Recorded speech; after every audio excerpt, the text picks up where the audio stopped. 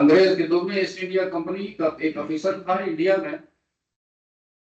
वो एक दिन अपने ऑफिस से निकलते हुए खुद से एक काम किया, वॉल क्लॉक जो है वॉच को आगे कर दिया आधा घंटा, और दूसरे दिन खुद अपनी घड़ी के मुताबिक आया तो आधा घंटा लेट आया।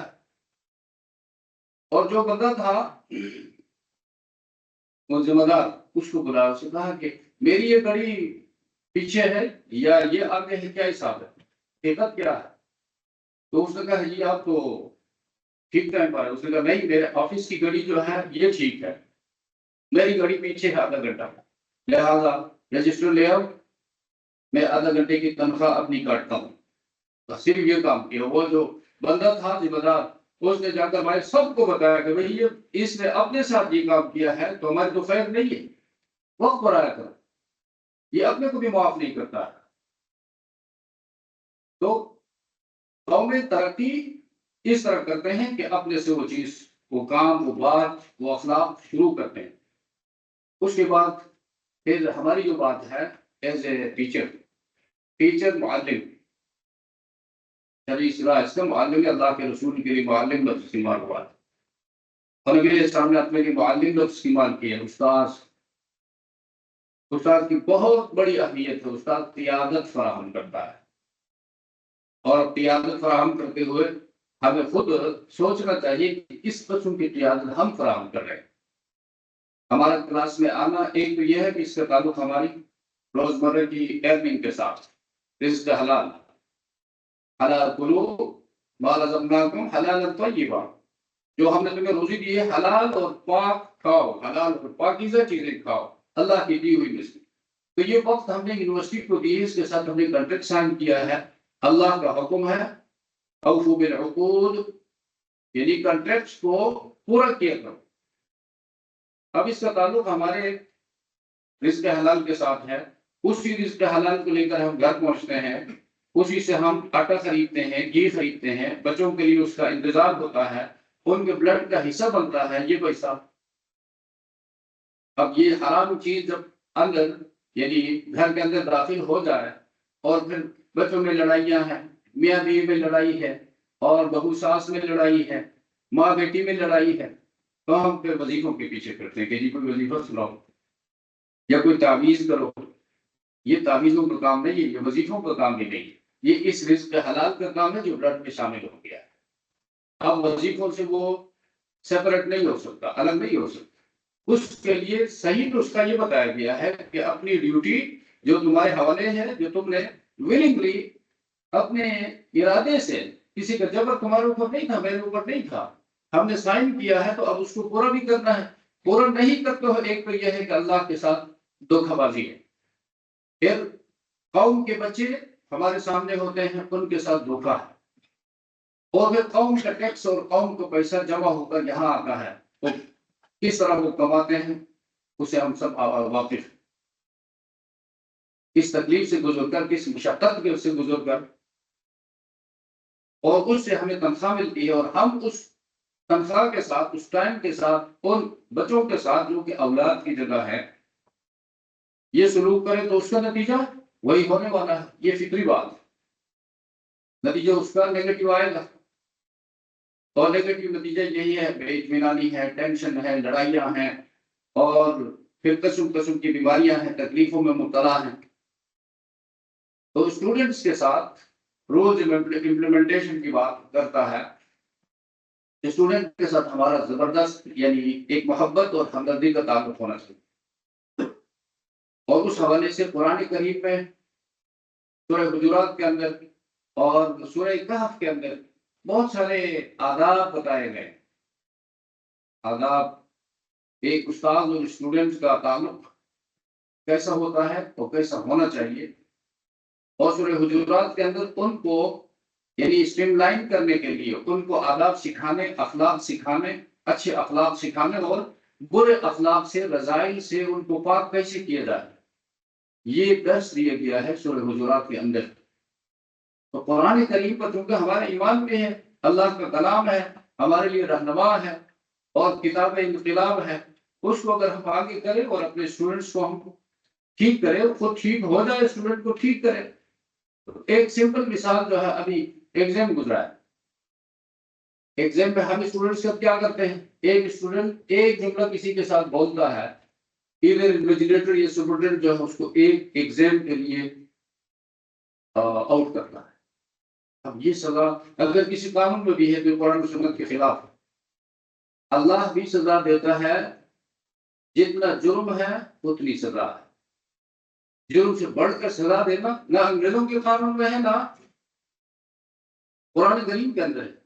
تو اس سے ریپوٹیشن غلط جاتا ہے کہ بھئی یہاں پر یونیورسٹی میں اتنی سختی ہوتی ہے کہ لوگوں کو ہلنے بھی نہیں دیا جاتا ہے، اور ایک آدھ کوسچن جو ہے اسٹوڈنٹ نے نقل کیا ہے، نقل دیا ہے، پروف ہے، لیکن اس کو پورا پیپر کینسل کر کے مکمل جو ہے اس کو 2 ایگزام کے لیے ختم کر دیا۔ اب یہ چیز جو میرا بیٹا ہے اس کے ساتھ ہو جائے، میرے تاثرات کیا ہوں گے جو ہم دوسروں کے ساتھ کرتے ہیں۔ اب یہ ایک اسٹوڈنٹ جو ہے آگے چل کر کتنوں کے ساتھ اس کو شیئر کرے گا، اور بدنامی کس کی ہوگی؟ پوری فیکلٹی کی ہوگی۔ آپ کے ٹیچرز ایسے ہیں، یہاں پر ادارہ ایسا ہے، اس کے رولز ایسے، رول میں تو ایسا کوئی لکھا ہوا نہیں ہے، میں نے تو نہیں دیکھا۔ تو اس سے غلط تاثر جاتا ہے معاشرے میں بھی، اور پھر سال بسال اور سیمسٹر جو ہے وہ اسٹوڈنٹس کی تعداد کم ہوتی جا رہی ہے۔ پہلے 5 سیکشن کو ہم بڑے ڈپارٹمنٹ پڑھایا کرتے تھے، اب وہ 3 پہ آ گئے ہیں، 4 پہ آ گئے ہیں۔ اس میں ان لوگوں کا بھی دخل ہے، اس قسم کے رویوں کا، ان اخلاقیات کا بھی دخل ہے۔ تو اسٹوڈنٹس یعنی ہمارے سرمایہ ہیں، اور پھر سرمایہ اس حوالے سے ہے کہ ان کی وجہ سے ہمیں رزق ملتی ہے، ایک بات۔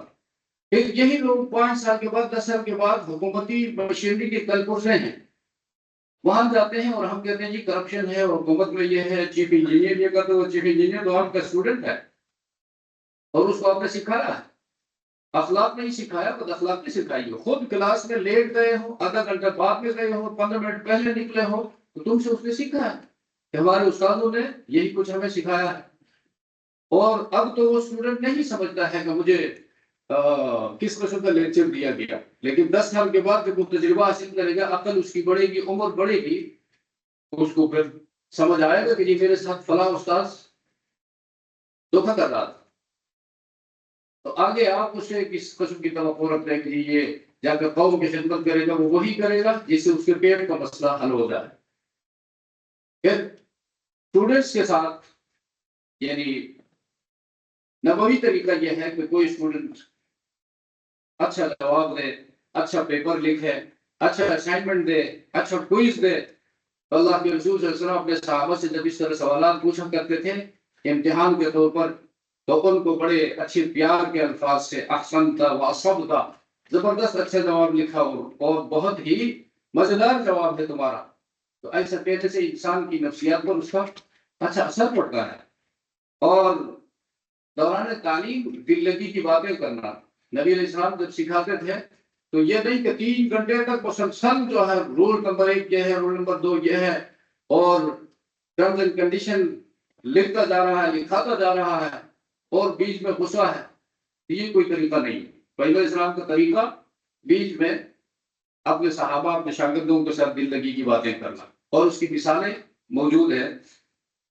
ایک بات کو اجمالاً پہلے بیان کرنا، اس سے دل میں بات راسخ ہوتی ہے، پختہ ہو جاتی ہے۔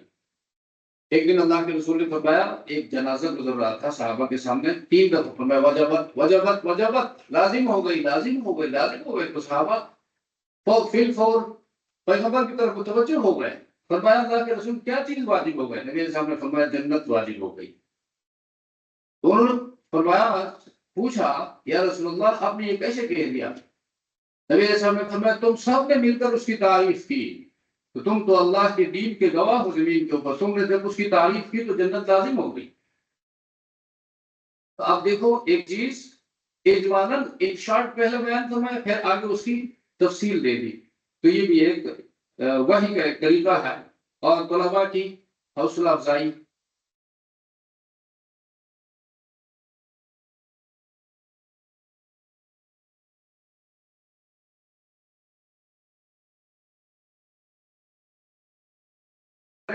کہیں بھی ایک واقعہ آپ کو نہیں ملے گا۔ جہاد سے بھاگنا گناہ کبیرہ ہے، گناہ کبیرہ ہے، تمام کتابوں میں لکھا ہے، لیکن جہاد سے جو بھاگ کر واپس آئے تھے ان لوگوں نے کہا کہ جی ہم نے تو بہت بڑی غلطی ہو گئی۔ آنے کے بعد انہوں نے کہا اب اللہ کے رسول ہم کیا منہ دکھائیں؟ تو انہوں نے سوچ کر آپس میں کہا، کوئی 3 بندے تھے، انہوں نے کہا سچ بولتے ہیں، جھوٹ نہیں بولیں گے۔ تو جب آگے اللہ کے رسول سے ملے بڑے ہجوم کے بعد، تو انہوں نے کہا، نبی السلام نے فرمایا کیسے واپس آ گئے؟ تو انہوں نے کہا نحن الفراریون، یا رسول اللہ ہم بھاگ کر واپس آئے. دیکھو بھاگنے میں ایک حوصلہ شکنی والی بات ہے. تو نبی علیہ السلام نے فیل فور ان کے جواب میں فرمایا بل انتم الاقدارون، تم بھاگ کر واپس آنے والے نہیں ہو، تم پیچھے ہٹ کر پھر حملہ کرنے والے. تو سیرت کی کسی ایک واقعے سے ایک جملے سے بھی کوئی ثابت نہیں کر سکتا یہاں پر اللہ کے رسول نے کسی کی حوصلہ شکنی کی ہے، بلکہ ہمیشہ حوصلہ افزائی کی. اور پھر اخلاقیات کے حوالے سے یہ پوائنٹس میں نے نقل کیا ہے. فتبینوا، کلاس میں اسٹوڈنٹس میں یا ہمارے اندر جو ذمہ دار لوگ ہوتے ہیں کسی کمیٹی میں، فی الفور جن 3 بندے تو یہ کہتے ہیں میرے بھی ان کے ساتھ اتفاق سائن کر دیا. یہ بہت بڑی غلطی ہے. بلکہ ہر بندہ ذمہ دار ہے کہ تصدیق کرے. ہو سکتا ہے اس کی تصدیق سے کوئی نئے پوائنٹ سامنے آئے گا. قرآن نے کہا کوئی غیر معتبر شخص کوئی بات تم تک پہنچائے تو آنکھیں بند کر کے آگے ویریفائی مت کرو. فتبینوا، make an straight inquiry about it. سورہ حجرات کی آیت ہے. یعنی بہترین انکوائری کرو اس کے بارے میں، اس خبر کے بارے میں. ہو سکتا ہے اس کے تعلق پوری قوم کے ساتھ ہو، پورے ادارے کے ساتھ ہو، اور کسی نیک پاکباز شخصیت کے ساتھ ہو، اور مفت میں کسی پر الزام لگ رہا ہو، اس کی زندگی برباد ہو جائے. تو تحقیق کرو گے تو یہ چیزیں نہیں ہوں گی. تو اس تحقیق کا تعلق ہمارے لیکچر کے ساتھ بھی ہے. تحقیق کر کے مطالعہ کر کے پڑھاؤ گے تو اس لیکچر کی کمزوریاں خامیاں بھی سامنے آئیں گی، اور پھر اسٹوڈنٹس کو سمجھانا آسان ہو جائے گا. اس میں یہ چیز، یہ پوائنٹ جو ہے ویک ہے، اور اس کے مقابلے میں اگر اس کو اس طرح ایکسپلین کیا جائے تو زیادہ بہتر ہے. اس طرح کلاس میں اسٹوڈنٹس کے اندر بعض اوقات کوئی تلخ جملوں کا تبادلہ ہوتا ہے، غصہ کرتے ہیں ایک دوسرے کو ناپسند کرتے ہیں. تو اللہ نے فرمایا فاصلحوا، یہ دوسرا پوائنٹ رول ہے. فاصلحوا، استاد کا کام یہ ہے ان میں اصلاح کرے، اور صلح صفائی کی اہمیت جو ہے اس کو اسٹوڈنٹ کے اندر بیان کرے، تاکہ یہی اسٹوڈنٹ کل کو پھر میدان میں جائیں گے وہ بھی وہی کام کریں گے جو استاد نے ان کے ساتھ کیا ہے. اور پھر یہ کام کرتے ہوئے اقسطوا، انصاف پر قائم رہو. انصاف سے تجاوز کرنے کی کوشش ہو تو ہو سکتا ہے کوئی رشتہ دار ہوگا، ہو سکتا ہے جان پہچان کا آدمی ہوگا. اور مذاق جو ہے یہ بالکل علمی لائن میں ایک منفی پوائنٹ ہے. کسی کے ساتھ مذاق بالکل نہ کریں، نہ مذاق کرنے دیں. مذاق کیوں کیا جاتا ہے؟ کسی کو حقیق سمجھ کر، نادار سمجھ کر، علمی لحاظ سے، مالی لحاظ سے کسی کو اپنے سے کمتر سمجھ کر مذاق کیا جاتا ہے، اور یہ علم کے اصولوں کے خلاف. اس طرح بیک بائٹنگ سے روکا گیا. تجسس، کسی کی توہ میں لگے رہنے سے کہ بھئی تم کیا کرتے ہو، والد صاحب کیا کام کرتا ہے، تم کہاں کے رہنے والے ہو، بینک بیلنس کیا ہے، کاروبار کیا ہے، اس چیز کی کیا ضرورت. تو ان چیزوں سے وہ پھر مزید پریشان ہوگا. اسٹوڈنٹ ہے یا کوئی دوست ہے کہ یہ مطلب میرے پیچھے کیوں لگا ہو، تعارف کے لیے تو میرا نام اور میرے باپ کا نام کافی ہے، تو میں فلاں علاقے کا رہنے والا ہوں. بہرحال وقت کم ہے. قرآن و سنت کے اندر ان تمام چیزوں کو انسرکل کیا گیا ہے، تمام رہنمائی موجود ہے. اور کمی اگر ہے تو ہمارے عمل کی، ایمان بھی اس کے اوپر ہے، کامیابی بھی اس میں ہے، اس میں سچائی بھی ہے، کوئی کمی نہیں، کوئی کمزوری نہیں. کمزوری اگر ہے ہمارے اندر، ہر بندہ اپنے آپ کو دیکھے، وہی میں نے یہ کرنا ہے. ہم دوسروں کو بتاتے ہیں کہ وہی فلاں فلاں فلاں. تو مجھے جو ڈیوٹی حوالہ کیا گیا ہے مجھ سے اس کے بارے میں پوچھا جائے گا، فلاں فلاں کے بارے میں نہیں پوچھا جائے گا. اللہ بھی میری ڈیوٹی کے بارے میں، میری عقل جتنی دی ہے، مجھے جتنا دماغ، جتنی گنجائش عطا کی ہے، جتنا علم دیا ہے، جتنی وسعت دی ہے، اللہ مجھ سے اتنا پوچھے گا. پوری دنیا کے بارے میں مجھ سے نہیں پوچھے گا، پورے پاکستان کے بارے میں نہیں پوچھے گا. تو لہٰذا ہر بندہ اپنے دائرے میں اپنے فرائض کو صحیح طریقے سے ادا کرنے کی کوشش کرے، اور اللہ تبارک و تعالیٰ ان سب پر عمل کی ہم سب کو توفیق عطا فرمائے.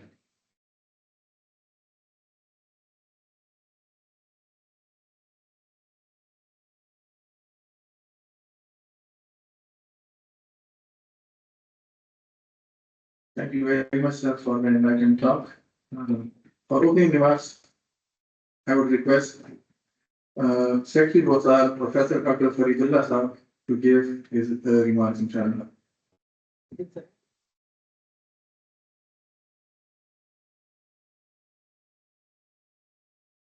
Bismillah ar-Rahman ar-Rahim. Honorable Dean, respected faculty, colleagues, friends, students, Ladies and gentlemen, Assalamu alaikum and good morning. As you know that the title of the today's workshop is implementation of policies, guidelines and procedures for the quality education in UET Peshawar. So the main focus is actually on the quality education. Quality. Quality of what? Quality of our product. Quality of our researchers. Quality of processes which are actually associated with our product. And as all of you know that our product is engineer.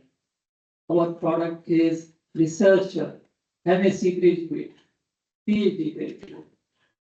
And between our product and university is actually the processes which are associated between our product and university. And those processes are actually the policy, guidelines, and procedures. So it means that if we implement these policies, guidelines, and procedures efficiently, then we would have good product and we would have good quality in our education. So actually question arises that who is responsible to implement these policies, guidelines, and procedures. So remember that this process of quality always comes from the top. It is a top to down criteria or process. It needs to come from top, and in university, it needs to come from the vice chancellor. The offices which are responsible for the implementation of these policies are vice chancellor office, dean's office, BOSAR office, office of postgraduate studies, QC, undergrad studies office, and the office of the chairman. But the main responsibility actually rises, or it is on the shoulders of the chairman, because chairmen are in the position to oversee what is happening inside the department. Similarly, the dean's office has also the responsibility to actually implement these policies in their programs. Again, what would be the indicators to judge whether we have a good education quality inside the university? So one of the indicators is that whether your product, which is engineer, has a demand in the market. We have to see whether our engineers are in good posts within the market. If that is, then it means that we have an accepted education quality, otherwise not. Similarly, as far as research is concerned, if our publications are receiving good citations, our MSc students after graduation, they are getting scholarships, RShips in good universities internationally. Similarly, if our PhD doctors are getting or receiving postdocs in good universities, then it means that our research quality is actually acceptable, otherwise not. Dear friends, as you know that all universities are in financial crunch. However, all of you know our strengths, we know ourselves. So actually we know that we could do it, we could work hard to improve the education quality in our university. And inshallah, we would be doing that.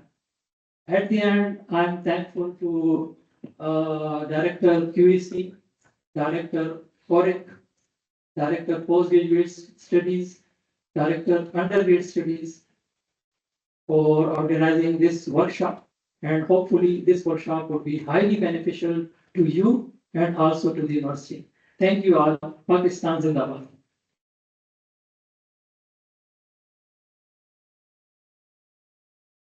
Thank you very much, sir. To set the tone for the event, I request Dean, Mechanical, Chemical and Industrial Engineering, Professor Dr. Rizwan Gul Saab, to please come forward and share his views with us.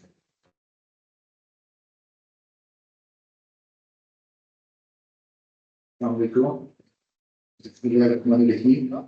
Very good to see all of you. ये आप सब आए हैं इस important workshop के लिए.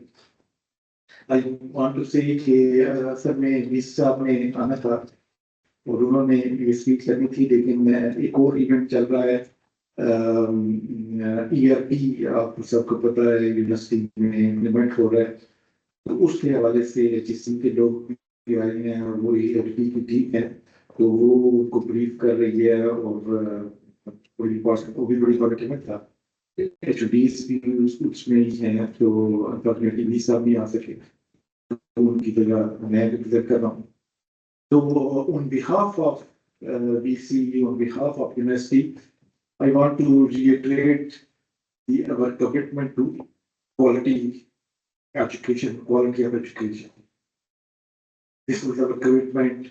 ये हमारी जॉब का हिस्सा है, ये आपकी और मेरी, हम सब की रिस्पॉन्सिबिलिटी का हिस्सा है कि हम एक क्वालिटी एजुकेशन अपने स्टूडेंट्स को प्रोवाइड करें. ये हमारी उनसे कमिटमेंट है, हमारी एज आई सेड की जॉब की रिक्वायरमेंट है, हमारी प्रोफेशन की रिक्वायरमेंट है कि हमारा क्वालिटी एजुकेशन प्रोवाइड करें अपने स्टूडेंट को.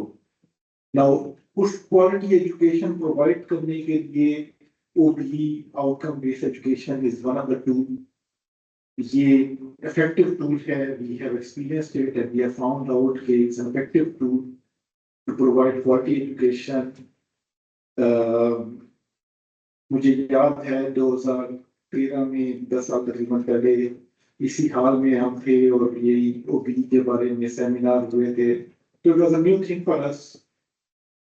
Now we have all mastered it. We know how it works and so on. So we know it's a tool, एक अच्छा tool है जिससे आपका जो एजुकेशन क्वालिटी है, आपका जो कोर्स डिलीवरी है, वो स्ट्रक्चर हो जाती है और it helps us to give better education to our student. So it's a useful tool, but it's still a tool anyway. And to understand और इसको develop करने के लिए we need refreshment. कि हमें बार बार ये बताया जाए कि इसमें क्या है. Remember, learning is an ongoing process. So हमें इसकी refreshment course चाहिए, हमें दोबारा इसकी कमिटमेंट चाहिए कि हम रिव्यू करते रहें कि what is this system or how it works. तो ये जो वर्कशॉप है इस हवाले से बड़ी इंपॉर्टेंट है. ये वर्कशॉप हर डिपार्टमेंट लेवल पे भी होनी चाहिए, यूनिवर्सिटी लेवल पे भी होनी चाहिए. This is what is being done here and I want to thank director TC कि उन्होंने इनिशिएटिव लिया है इस हवाले से और इस वर्कशॉप को अरेंज किया है. Now one thing I want to say in last is कि ये जो प्रोसेस हैं जो कि मैंने आउटकम बेस्ड एजुकेशन की बात की और बाकी जो चीजें होती हैं, it's not final thing. इसमें इम्प्रूवमेंट की गुंजाइश है, इसमें आपके फीडबैक की जरूरत है. रिमेंबर, यूनिवर्सिटी जो है वो एक मिलिट्री ऑर्गेनाइजेशन नहीं है, इसमें रैंक एंड फाइल नहीं है, इसमें चेन ऑफ कमांड नहीं है. ये एक इंटेलेक्चुअल ऑर्गेनाइजेशन है और आपने ये जो सब प्रोसेसेस हैं, ये भी और बाकी जो सारे प्रोसेस हैं, इनको ओन करना है, इंटेलेक्चुअली ओन करना है. डिसिप्लिन बहुत इंपॉर्टेंट है, लेकिन इट्स नॉट कि all these things are final things. इनमें इंप्रूवमेंट की गुंजाइश है एंड आई थिंक कि आपको फीडबैक देना चाहिए. I want to commit on my behalf कि आपका जो फीडबैक है, आपके जो सजेशंस हैं, वो इनकॉर्पोरेट होंगे और हम इन सिस्टम को ज्यादा इंप्रूव करेंगे. तो एज ए सेट के आपने इन सब चीजों को अडॉप्ट करना है और फीडबैक देनी है कि ताकि हम इस सिस्टम को जो आउटकम बेस्ड एजुकेशन है इसको और कैसे इम्प्रूव करें और ज्यादा यूजफुल बनाएं in terms of quality of education. So with this, thank you very much. और I hope कि ये जो workshop है it will be useful learning experience for all of us. Thank you very much.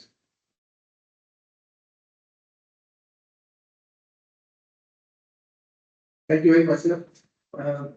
The rest of the workshop is the activities that are going to take place now are as follows.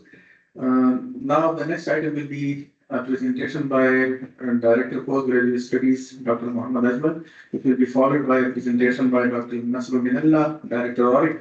And then after that, we'll have both of them will be jointly answering the questions from the audience.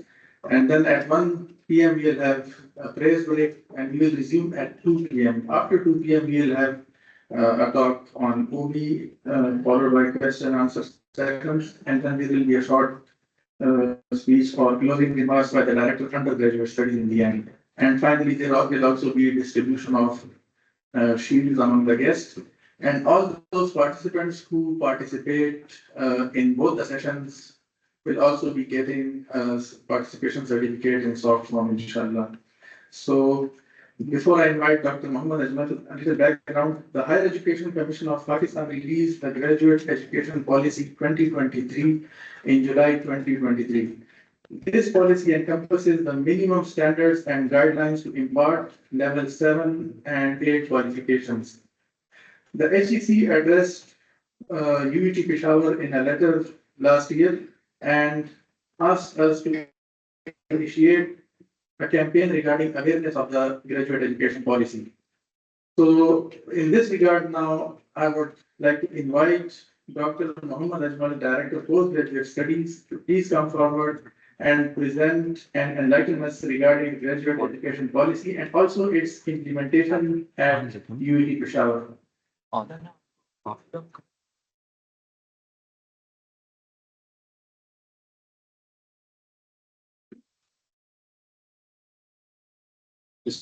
Bismillahirrahmanirrahim. Honorable Dean, respected faculty members, junior, seniors, supporting staff, and student, assalamu alaikum.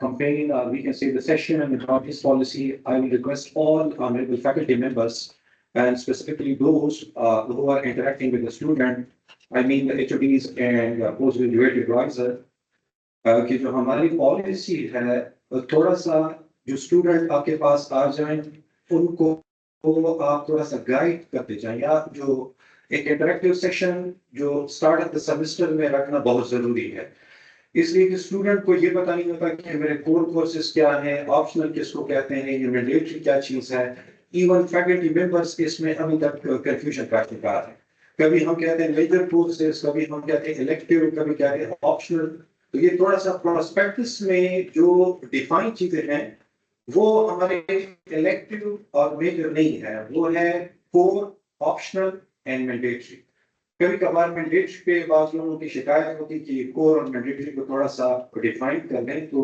उसके बाद हो सकती है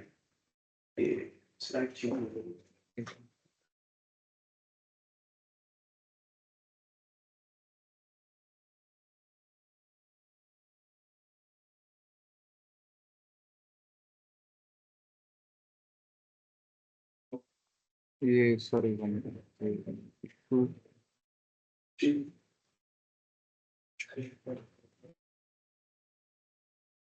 Well, the main objective of this graduate education policy 2023 is to enhance the quality. The Secretary Bosar has already explained that we are focusing on the quality of our product, which are the students. And if we see the previous two policies which were developed and disseminated after the qualification, जो हमारा national framework है, which was introduced in 2015. उसके बाद 2016 में HSC की एक policy आई, फिर 2021 में दूसरी policy I. But those two policies were actually looking towards the minimum standards for graduates.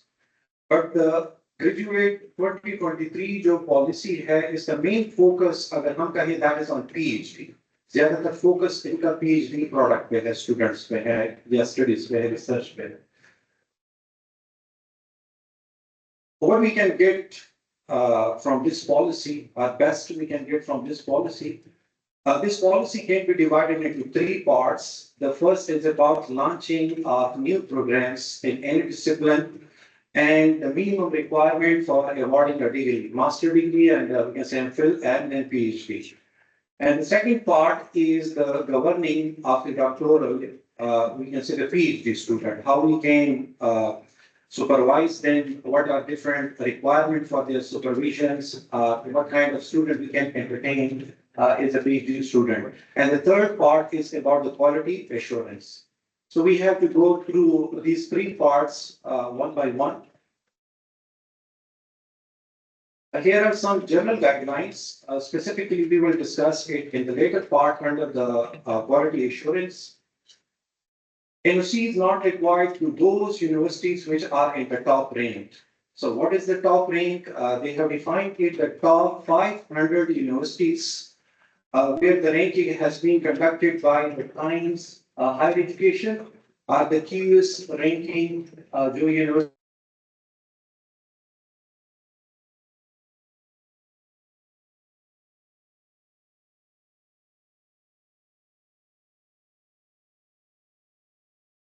And these programs, if they are starting the new, must be justified, market-oriented, and they should be aligned with the national or the sustainable development goals. Program must comply with the National Qualification Framework of Pakistan, which was introduced in 2015. There are the nomenclature of different programs, starting from like the very basic education and then to the postgraduate level. All degrees, titles are defined. So any programs which has to be started that should be matched with these criteria of these nomenclature. The curriculum of the new programs must be aligned with the HEC guidelines and international standards. And it must also fulfill the minimum requirement for the degree completion. And the relevant faculty in terms of the number, level, the student-teacher ratio, student-supervisor ratio must be ensured. And accordingly, the laboratories and the library, those different other kinds of facility must be available for the students which we are entertaining, which we are admitting in the program. Degree program definitely must be approved by different statutory bodies of the HEIs or DAIs. HEC permission must be obtained. Obtained in the sense if they are not in the top 500 universities, then they need NOC from HEC. And there must be different policies which are reflecting the research culture, the supervision system. These kind of policies must be approved from the statutory bodies. And they must be aligned with the HEC guidelines. There must be a policy for the publication ethics or research ethics. And we must have the student grievances policy approved and implemented. What are the minimum requirements for MS, MPhil, or equivalent degree programs? For admission, we need 16 years of education or 4 years of educations after, we can say, HSSC, FSC, or FA, or grade 12 or equivalent, where another condition is that the student must have studied a minimum of 120 credit hours. There is a need of rigorous entrance test to be conducted by the university. And the passing score must be 50%. Or if a student has appeared in other tests, like GRE General or HAD, which is Higher Education Aptitude Test, and any other body which is accredited by HEC, those tests can be accepted for the admission in UET, if we are talking about UET, where the passing mark is again 50%. What is coursework requirements for master and MPhil? 30 credit hour if the student is studying totally on course base. And if the student is interested in research, to 24 credit hour is coursework and 6 credit hour, minimum 6 credit hour is research, RT6. And there must be a policy for assessment, we can say must be the guidelines that how the defense will be conducted and how the assessment process will be there. That should be intact and that should be approved from the statutory bodies. Degree completion time for MS and Phil, minimum 1.5 years, 1.5 years, and maximum are 4 years. There is an exception in the sense if the student is unable to complete his or her degree within maximum duration, which is 4 years, then the university must devise a process to vet the cases of the student, whether it is genuine or not, to find the causes of delay, which the HEC is calling it as force majeure cases. The cases beyond the control of the student. Sometimes there are administrative issues, the university is closed, there are strikes, these kind of things can be then assessed by the committee. In our case, the process is the student will submit application to the department, to the chairman, and that will be vetted by the prick of that concerned department. And then with the recommendation, it will be sent to the director of postgraduate studies, and from there it will be sent to the vice chancellor office for extension.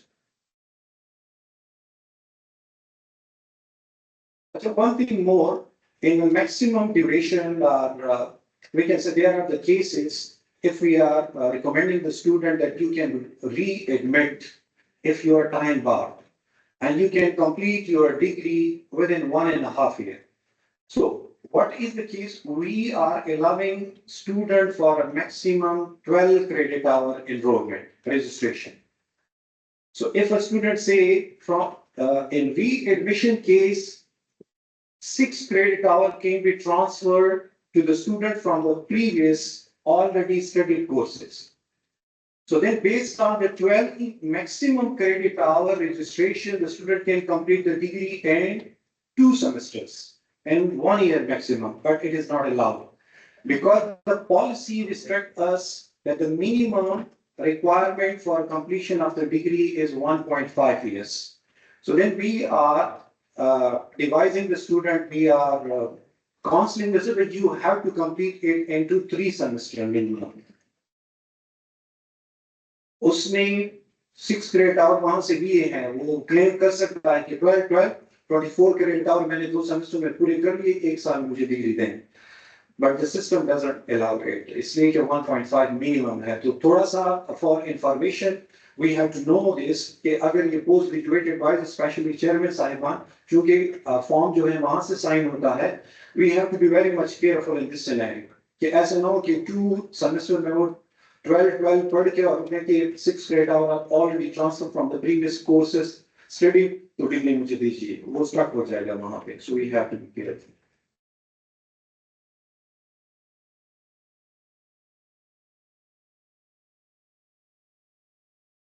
Credit transfer का already मैंने बता दिया.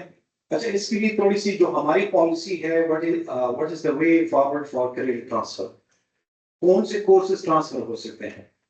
Again for this credit transfer we have a mechanism. The student will submit application to the department. There is a PREC, Project Research Evaluation or Preliminary Research Evaluation Committee in the department. They will vet the case and they will see whether the student is claiming more relevant courses है या नहीं है. If the student is coming from outside, अगर inside उसके अपनी ही degree के हैं तो then there is no problem. लेकिन minimum course जो GPA requirement है for individual को, that is B. कि उसका जो है 3 CGPA in that course वो ट्रांसफर हो सकता है. ठीक है, उससे कम ट्रांसफर नहीं हो सकता. ठीक है, हाई हो सकता है, कम नहीं हो सकता. ठीक है. और ये ऐसे नो कि he has already claimed for another degree बाहर से उसने यूनिवर्सिटी किसी और यूनिवर्सिटी से किया है, उसने एक डिग्री उस पे ली है and he is coming here for a second degree, फिर वो उसको क्लेम नहीं कर सकता, उसने ऑलरेडी उसको कैश किया हुआ है, उस पे डिग्री ली है, उस केस में क्रेडिट ट्रांसफर नहीं होंगे. Even HEC allows the transfer of research from one university to the other university, but if the host university is accepting it, if the research is conducted prior to the credit transfer in the parent university. Minimum requirement for PhD degree. Sometimes some faculty members are asking what is level 7, what is level 8. So as for the HEC criteria, level 6 is bachelor, level 7 is master and field, and level 8 is PhD, right? Okay, HEC is now very open. The university can opt, university can accept or reject the course-based students to be enrolled in PhD. ये उन्होंने university को छोड़ दिया है कि आप इनको admission देना चाहते हैं या नहीं देना चाहते. फिर यूनिवर्सिटी ने इसको डिपार्टमेंट पे छोड़ दिया है. The PREC can decide that whether the student is capable for research or not, who has a background of the coursework. Admission requirement for PhD, minimum CGPA in its previous degree, master and field 3. And it is applicable for both degrees, whether it is from Pakistan or it is from abroad.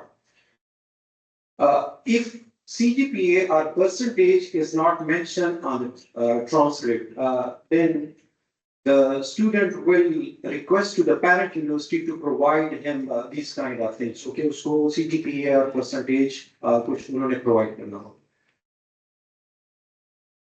Okay, now HEC is also allowing the students who have less CGPA than 3 or less than 60% percentage for admission and PhD with some condition. So those conditions are the student after admission will study 9 to 12 credit hour extra level 7 courses. यानी MS and Phil या equivalent degree के जो courses हैं वो 9 to 12 credit hour in the 0 semester जो है वो पढ़ेगा. And the department will make sure कि वो इसको देखेंगे, ऐसा ना हो कि वो normal PG जो requirement वो पढ़ के निकल जाए.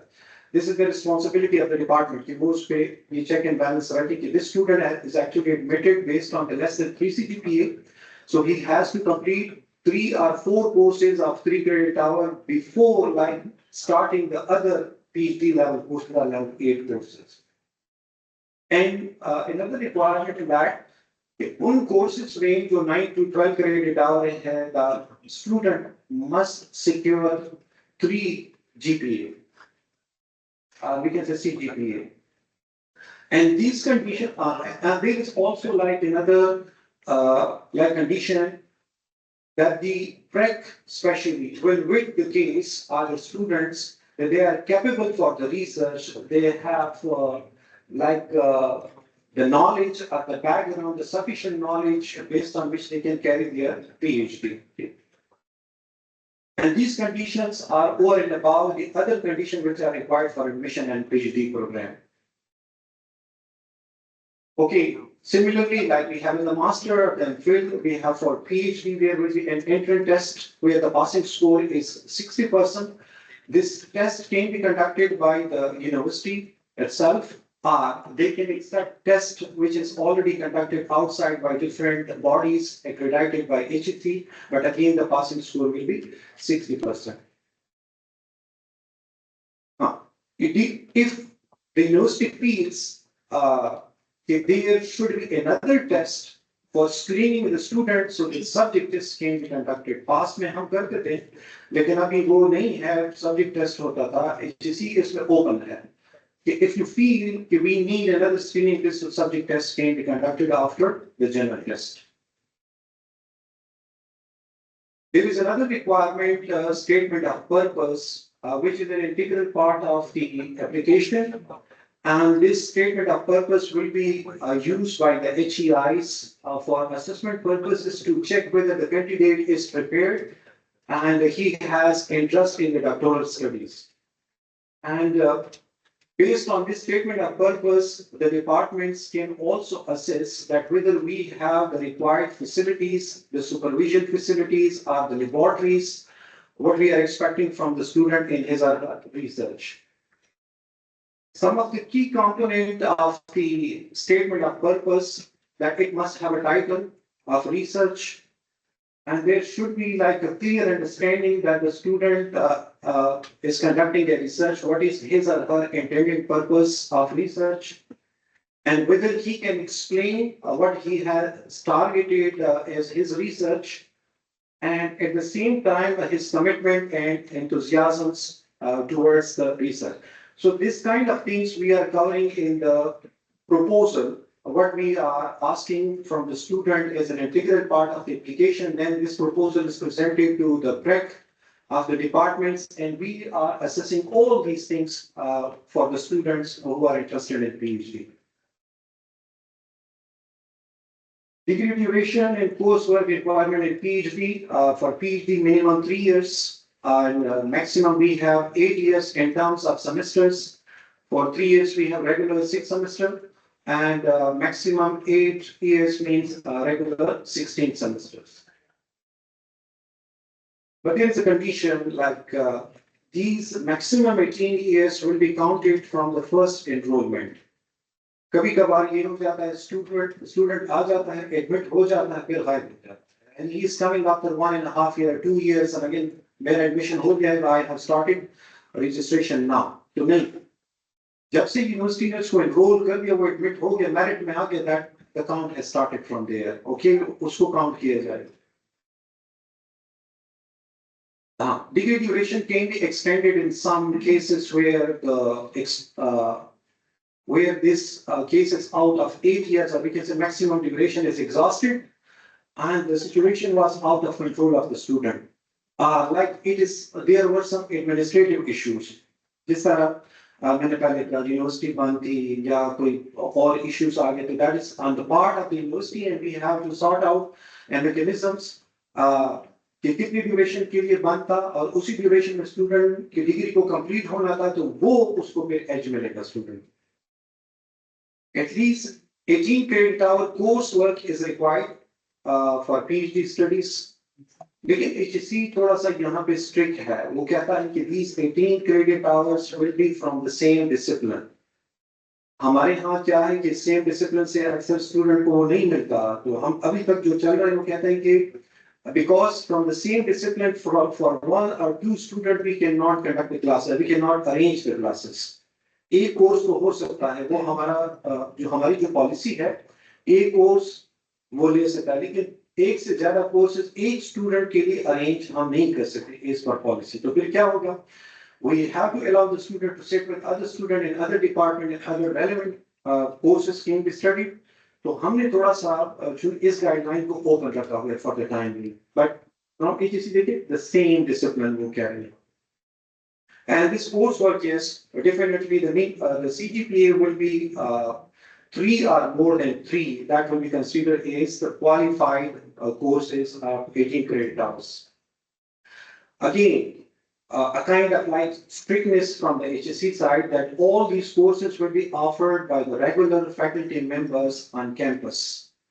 So if we see somewhere we are entertaining the students with the visiting faculty. So if it is possible, agar hum isko dekhen, so try your level best to engage your regular faculty for teaching the PhD PhD courses. थोड़ा सा इसको ज़हन में रखें. And again, the courses shall be preferably of 800 level. There were some like कोशिश हुई university की तरफ से every department, every stream should develop their level 800 courses. लेकिन जो personally I feel वहाँ पे problem क्या है कि आपने develop कर दिया. अब एक स्टूडेंट आपके प्रोग्राम में आ गया, लेट्स से हमने HSC की ये पॉलिसी भी अपनानी कि जो अपने डिसिप्लिन के कोर्सेज ही वो पढ़ेगा और स्टूडेंट एक है उसके लिए मैंने ऑफर कर दिया कोर्स, ठीक है। इस सिनेरियो में एक तो मैं पढ़वा लूंगा, दूसरा मैं क्या करूंगा, दूसरा कोर्स एक के लिए अलाउ है, एक बंदे के लिए मैं 2 कोर्सेज नहीं करा सकता, तीसरा नहीं करा सकता, तो फिर मजबूरन हमें उस स्टूडेंट को बैठाना पड़ता है विद एमएससी स्टूडेंट। अगर उसने, हाँ एक कंडीशन है, if the student has already studied a course and mastered, he cannot repeat it in PhD, वो दोबारा नहीं ले सकता। तो एक तो दोबारा नहीं ले सकता, एक वो कोर्सेज वो लेगा जो previously has not studied in master degree। तो ये mixed है, and also internationally different people are from abroad, they know it कि वहां पर भी मिक्स क्लासेस चलते हैं, मास्टर और पीजी लेवल के स्टूडेंट इकट्ठे बैठते हैं। तो I think this will not be that hard and fast studying, इसलिए प्रेफरेबली लिखा है which means there is a question we can go with combination of master and PhD students. And definitely this PhD degree will be based on research, not only the credit, जिस तरह की master में course based भी option है, here is no course based option। Comprehensive examination is a must for each and every PhD student after completion of his and her coursework. And if a student fails this comprehensive examination, he has one more chance. And if that is failed, तो there are condition कि दूसरा हो गया तो आप उनको transcript दे दें और उसको फारिग कर दें, ठीक। टाइमलाइन क्या होगा, पास्ट में जो प्रैक्टिस हमारा था वो ये था, the student is completing his coursework or her coursework, then within 6 months after completion of coursework, the student must appear for his comprehensive examination. And then within 4 months, within 2 months, the REC constitution was due if he or she is qualifying the comprehensive examination.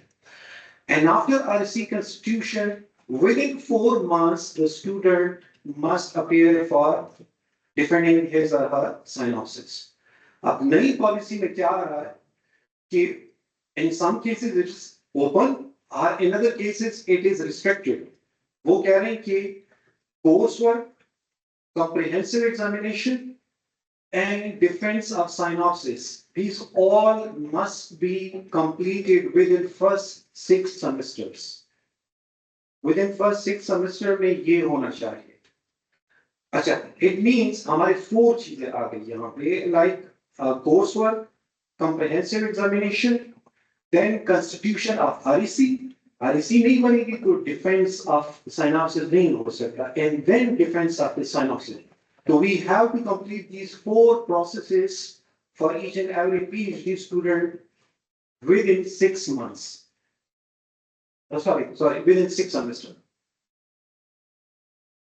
And what are the consequences if a student fails to complete within 6 semesters? Failure to meet these requirements will result in cancellation of registration. So far, ठीक है, जो उसने पढ़ा transcript तमा दो उसको. But there are some force majeure cases again, like for degree completion, if ये process उससे नहीं हो पाया, so then the break is there in the department, they can define, they can see whether this was out of the control of the student or there were some administrative issues. तो वहाँ से इसको decide किया जा सकता है if the university is opting for it. Guideline for comprehensive examinations, yes, the conceptual knowledge of the candidates of the students will be checked. And it should cover all studied courses. We are looking for all those courses which are studied by the candidate, the student and PhD. उसी में से comprehensive exam होता है. Evaluation should be based on aggregate basis. हमारे यहाँ क्या चल रहा है? यहाँ पे क्या है कि this comprehensive examination should be based on like one composite paper, HSC ये कहते हैं. लेकिन one composite paper में थोड़ी सी complexity आ जाएगी, इसलिए कि a pool of the questions you have to get from different we can say members, and उसी से पेपर बना फिर checking के लिए different teachers को देना होगा. तो हमारी यूनिवर्सिटी पिछले पैटर्न पे जा रहे हैं. 3 faculty member as examiners, उसमें से supervisor must होगा. अभी तक बास इवन पोस्ट ग्रेजुएट एडवाइजर भी इसमें कंफ्यूज है कि इस कॉम्प्रिहेंसिव एग्जामिनेशन में सुपरवाइजर का होना जरूरी है, इसलिए कि he is like a person who is driving in a driving seat for his student, उसको आगे गाइड कर रहा है. तो supervisor is a must in the comprehensive examinations committee. दो और relevant area में आप देख सकते हैं जो कि एग्जामिनेशन ले सकते हैं. अच्छा, एक सिनेरियो इस तरह भी आया कि comprehensive examinations from one department, वो डिपार्टमेंट मैं नाम नहीं लूंगा, उस डिपार्टमेंट का कोई भी एग्जामिनर उस कमेटी में नहीं था. रिक्वेस्ट आई थी एग्जामिनेशन कमेटी के लिए कि ये बल्कि नोटिफिकेशन आया था कि हम ये एग्जामिनेशन ले रहे हैं, हम इंफॉर्मेशन के लिए हमारे पास नोटिफिकेशन आया. तो मैंने क्विकली उसको इन्फॉर्म किया कि भाई सुपरवाइजर इज मस्ट, और फिर मतलब तीनों की तीन जो है वो आउटसाइड ऑफ अलग डिपार्टमेंट, किसी और डिपार्टमेंट के फैकल्टी मेंबर थे और एक ही अदर डिपार्टमेंट के फैकल्टी मेंबर थे. तो यहाँ पे थोड़ा सा हमने सिस्टम को देखना है, पॉलिसी को देखना है और क्वालिटी को देखना है. ठीक है, ये नहीं है कि sometime we are like dismantling the professionalism, जो कि हम कह सकते हैं कि conflict of interest आ जाता है कि बस यार लोग जो हैं उसको कमेटी में डाल दिए, बस वो शायद वो कंडक्ट भी ना हो पॉसिबली उसका. तो इस चीज को अवॉइड करना है, हमें क्वालिटी को मेंटेन करना है. अच्छा, dissertation should reflect novelty, we can say originality, and there should be some solutions for the community, we can say contribution toward the socio-economic problems. It must signify emerging area of research, and they should coincide preferably with the standards set for research in different areas at national level. And also there are different sustainable development goals. वहाँ पे उसके साथ अगर coincidence आपकी research की findings की आ गई, objectives की, so that will be very much helpful towards the community socio-economic problem solutions. Reporting our dissertations, I have not included it here because it's a long list where we are looking towards the quality. So definitely I will refer different sections in the policy. A long list, what kind of assessments we have to carry when we are looking towards the thesis or dissertation, जिसमें क्या होना चाहिए. ठीक है, उन्होंने थोड़ा सा फिर bifurcate किया है कि we have to follow the guidelines which can ensure the quality of the qualitative research, the quantitative research, and the appropriateness of the methods which the student has opted in line with the aims and objective of his or her study. External evaluation, अभी तक जो हमारा in process है for old students, वो ये है 2 evaluator from technological advanced countries. उसकी एक लिस्ट ऑलरेडी HSC के वेबसाइट पर अवेलेबल, और उसी से हम सिलेक्शन करके उन कंट्रीज के जो PhDs स्पेसिफिकली हम पहले फैकल्टी मेंबर्स को नहीं देते, but in the new policy is it.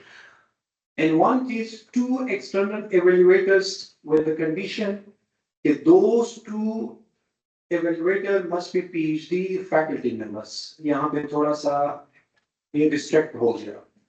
पिछला हम कोई फैकल्टी मेंबर को नहीं थे, जो भी PhD होता था, कोई कंसल्टेंट है, कोई भी प्रैक्टिशनर है, anywhere but they are from technological advanced countries, वो हम सेलेक्ट प्रपोज कर देते थे.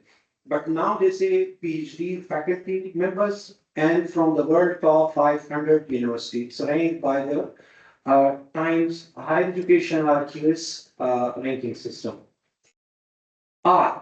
If they are not from these top 500 universities globally, then the second option is these 2 evaluators can be from Pakistani national university, but they must be a distinguished national professor. For distinguished national professor, there is a criteria which is already available on the website, HSC website, and they are updating it with the passage of time. It has been initiated in 2003, and now it has been revised in 2021, and complete details are available how someone can become a distinguished professor. Meritorious professor from a national university or professor from top universities ranked by HSC. Now, here is an ambiguity, what are top ranks universities by HEC? कोई list हमें अभी तक नहीं मिली sir, we are trying our level list, but somewhere someone has mentioned in their policy top 20 university ranked in the specific disciplines by HEC. लेकिन वो हम कोशिश करें कि इसको sort out करें. Another criteria, professor from any Pakistani university having a minimum H index of 30 for sciences, means for engineering, 15 greater than 15 for social sciences, 8 greater than 8 for the arts and humanities. What is H index? In terms of citation, there are two types of Google Scholar page on the I-10 and H index. I-10 means if you have publication, let's say 50. तो 50 में अगर आपका I-10 15 है तो इसका मतलब ये है कि आपके मिनिमम 15 आर्टिकल की साइटेशन 10 हर एक का है. I-10. H10 का क्या मतलब होगा कि आपके तमाम पेपर में से मिनिमम अगेन ये 10 आपका हर एक की साइटेशन है. somebody say H30, तो अगर आपकी 50 पब्लिकेशन है तो उसमें से 30 पब्लिकेशन की मिनिमम जो साइटेशन है वो 30 होगी. मतलब जो लास्ट सॉर्टिंग ऑर्डर में आप अगर असेंडिंग और डिसेंडिंग ऑर्डर में रख लें, जो आपकी मिनिमम साइटेशन आपको 30th है तो वो 30 होनी चाहिए. This is the concept of the H index. There is another condition. This external evaluator can be single, one evaluator. If the student has published his research work in W category journal, W category, which is we can say credited or we can say accepted by HCR nowadays, they have already defined उसका HRS system खत्म हो गया, तो उन्होंने ये condition दी है कि कौन से वाले W होंगे, कौन से X होंगे, वो bifurcation is already available, एक documented form में available है. So after publication in W category journal, the external evaluator can be only one from the above criteria अगर वो fulfill कर रहा है. Some guidelines for someone to be an external evaluators, he must have expertise in the field, and there must be no conflict of interest. ये चाचा मामा बेटा बहू इस तरह की ये कोई बिजनेस पार्टनर ना हो, ठीक है, कोई दोस्त वगैरह ना हो. Definitely there will be problem then. तो कहते हैं कि भाई भेज दिया करके भेजो, ठीक है, तो हो सकता है कि वो विद एन आवर भी आपके पास रिपोर्ट वापस आ जाए. So that must be avoided. And objectivity, ability to make unbiased evaluation, diversity, varied geographic, cultural, and professional backgrounds. Reputation must have a good reputation in publication, that we can have evaluation of different other like student in his or her field.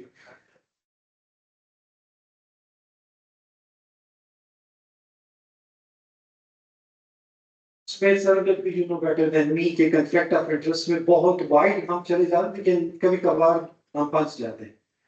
If that is not my supervisor, it is somebody is not his supervisor or her supervisor, तो कहाँ से हम लेके आएंगे? अनजाने लोग आपके लिए evaluation नहीं करेंगे फिर. कभी कभार, but you are right, sir. And recently one of the case like a similar kind of nature case हमारे पास आया कि भाई मेरा भाई है, मैं उसको supervise करना चाहता हूँ.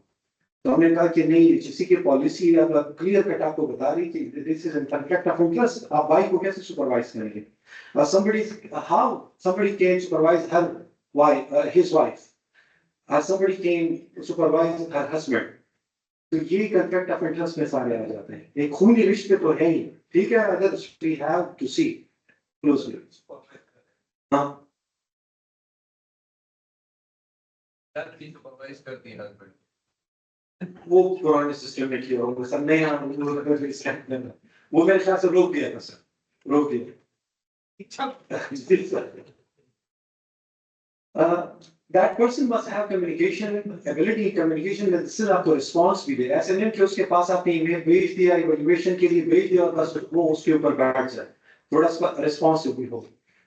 And that confidentiality, ये प्रॉब्लम आ सकती है. You have given someone for evaluation और वो उधर से आइडिया निकाल के ग्रुप को लगा दे, ऐसे कभी कभार होता है. I have experience in South Korea, some of the groups like they were doing these. Compatibility, this area is matching with the research area, we say, familiarity with the methodology which is devised by the students for his or her research. उसके साथ align, उसका interest area है या नहीं है, publication उसकी इसमें alignment है या नहीं. Plagiarism and dissertation defense guidelines. I will go through quickly through it because we have a policy, 2 stages plagiarism policy. HEC is just guiding us that each and every HEIs must follow the guidelines provided by HEC. So yes, we are following 2-stage similarity. हमारे यहाँ one similarity is department level. From there, it is sent to the QEC, and QEC is looking then for the similarity of the dissertation. उसकी क्या guidelines हैं वो आ रही हैं. जो acceptable है, unacceptable है वो आ रहा है. And these guidelines is actually in the background is coming from the core. A committee on publication ethics is already available in organization, and they have devised different guidelines, and that is opted by HEC, and HEC is guiding the HEIs for their policies to be approved and then implemented for guidance of the student, or we can say checking the dissertations. Plagiarize, definitely dissertations are unacceptable, okay, and they have to go through the processes, definitely to the student that they have to remove what is plagiarized after finding through Turnitin. Yes, we are conducting it through Turnitin nowadays. We have defense guidelines. The defense must be open, public defense.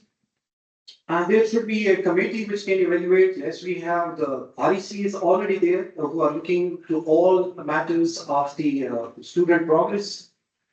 And the announcement should be there on different lines of media, forums. We can have newspapers, social media, through websites. We are communicating to different universities. And the place should be public, accessible to everyone who are interested to come to sit for the presentation. And there must be a neutral chair.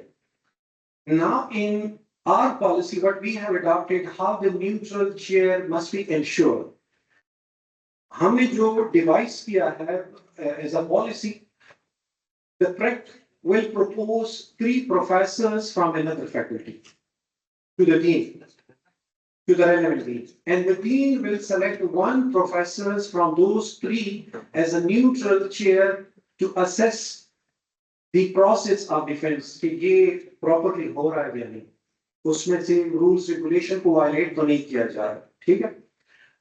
Say coach is normally the supervisor or the teachers, they are asking what is the minimum panels required for REC meetings and the minimum number of committee members for defense. So किसी भी REC meeting के लिए minimum 3 members required है, and defense के लिए minimum 4 members required है, लेकिन उसमें external का होना, एक external का होना जरूरी है. Like we have 1 external from the industry and 1 external from another university. Review committee to assess the dissertation and defense. Presentation by the student is must.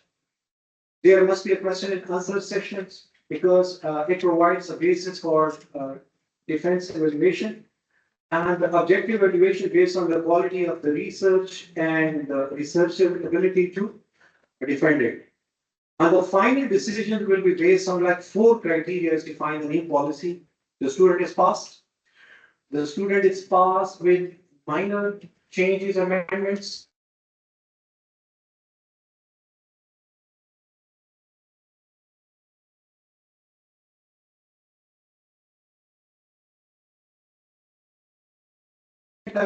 Chance इसको मिल सकता है, third time इसको chance नहीं मिल सकता. And the third is, the last is failed, and in failed there must be solid conditions with recorded reasons why the student is failed. Research publication required for science discipline at least 1 article in W category or 2 in X category. For social sciences, one article in X category or two in Y category. The researcher must be the first author. यहाँ पे कुछ problem ये भी होते हैं. Most student they are just coming to our office. मेरा supervisor मुझे first author होने नहीं छोड़ रहा.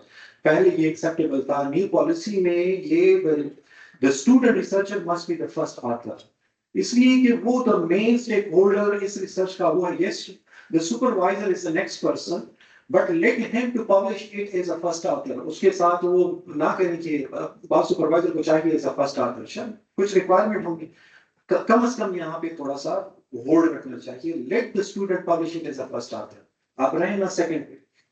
And it should be published from the PhD research. ऐसा ना हो कि publication किसी और एरिया से हुआ. He or she is claiming it for degree awarding of this research. नहीं, ये इसी research से होगा. And it must be published after approval of synopsis. यानी proposal के approval के बाद ये publish होने पे that will be acceptable. अगर उसे किसी ने पहले किया है वो claim कर रहा है कि मैंने ये topic पहले से सोचा था, उस पे paper भी publish कर लिया और ये count किया, that will not be countable towards his degree. And publication must be in the relevant research journal. ये कुछ irrelevant या link जो आपके title के साथ वो accept कर रहे हैं, वो पैसे देके आपके लिए publish कर रहे हैं, we have to be careful in that area. Credit transfer, like we have the policy in MSN field, here is also there. Maximum 6 credit hours can be transferred from the previous, we can say coursework, or if a student is coming from outside, with a minimum B grade or 3 GPA, that course can be accepted, but after the evaluation by the credit in our university. Award of postgraduate diploma certificate. If a student has is failed to defend his research or his synopsis, but he or she has completed coursework, comprehensive exam is already being conducted, but after that, synopsis will rock दिया गया, and you cannot go further. 2 chances के बाद भी वो नहीं हो पाया, and even he or she is at the like a defense position, defense में वो last वाला option fail आ गया. So then he or she can be like given a diploma, postgraduate diploma, we can say certificates, a transcript is there. And HEC is another MS/MPhil degree if he or she is fulfilling different other necessary requirements. PhD supervisor guideline. This is specifically for new PhD supervisor. यहाँ पे एक point है. If someone has the approved HEC approved supervisor status, and that is valid, अभी उनके पास है.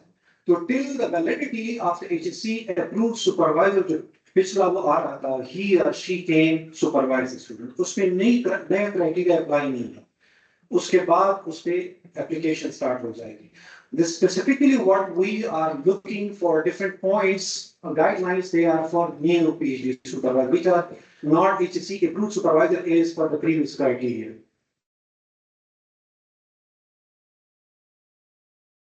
The supervisor must have PhD degree, definitely. उसके बगैर तो supervisor नहीं कर सकता. Relevant expertise उनकी होनी चाहिए जो student आया उसके साथ relevancy of the research area.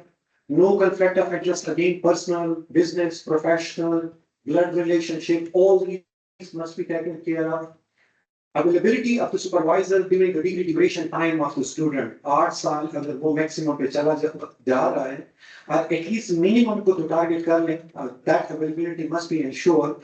या अगर आप किसी को hire कर रहे हैं, यहाँ पे adjunct faculty की वो एक terminology आ जाती है. Adjunct is not your regular faculty member, but he or she must be a person who is available for the complete durations of the student for supervision. उसको हम as an adjunct में ले सकते हैं.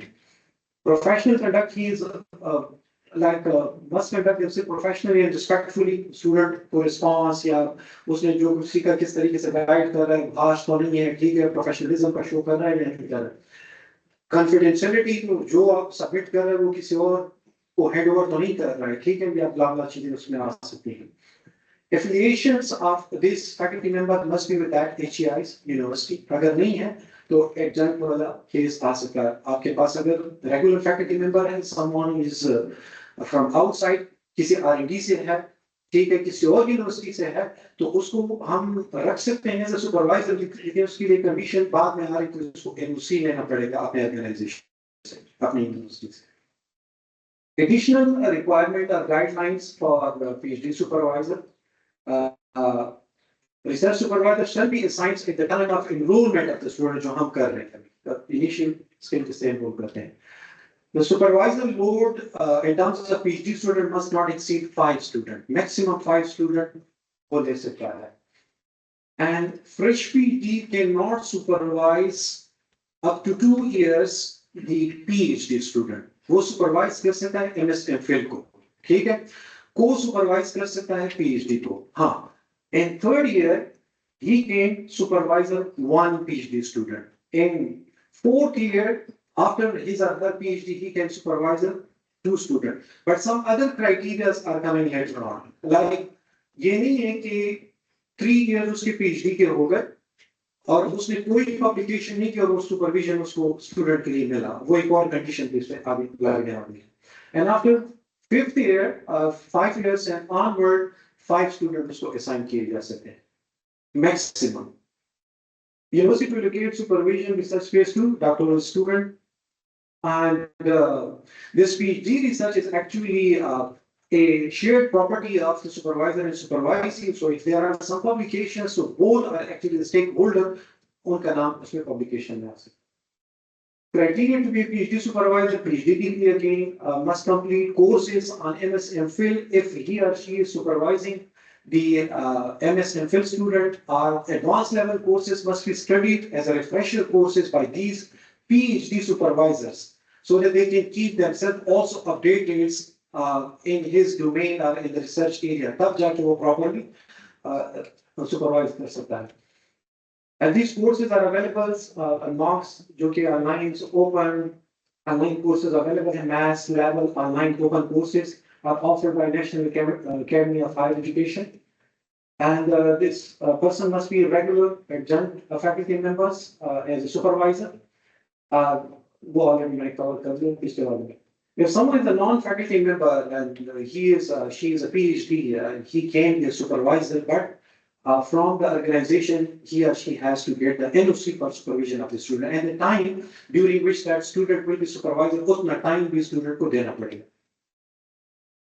Publication requirement for science and technology within 3 years, ये supervisor की requirement है.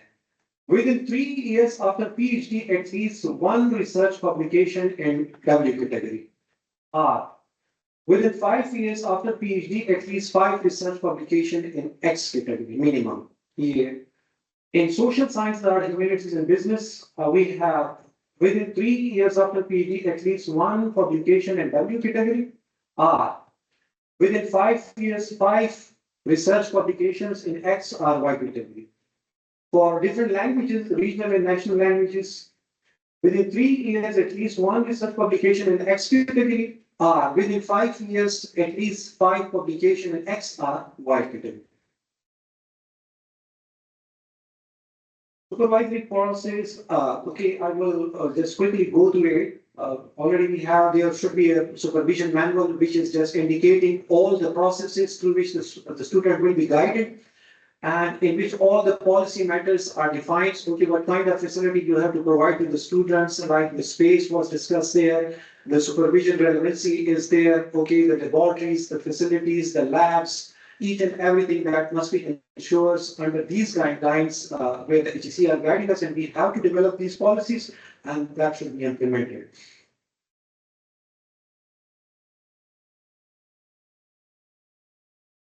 Okay, HEC recommends the following composition to constitute supervisory committee: supervisor, co-supervisor, external experts. In our case, we have the REC 5 members, and we are very clear that there is supervisor, 1 member from the department, 1 member from another department in the same university, 1 member from another university, and 1 member from the industry. These 5 are there as REC member for supervising as a supervisory committee for the PhD students.